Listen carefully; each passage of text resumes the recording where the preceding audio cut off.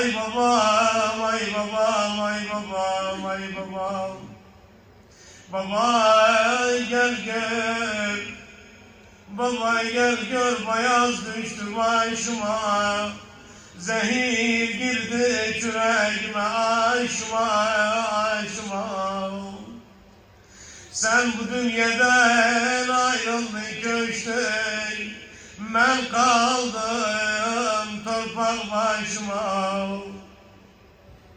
Belim büküldü, takatım kalmadı. Hasebine geldim 80 yaşıma. Oy babam, oy babam, oy babam.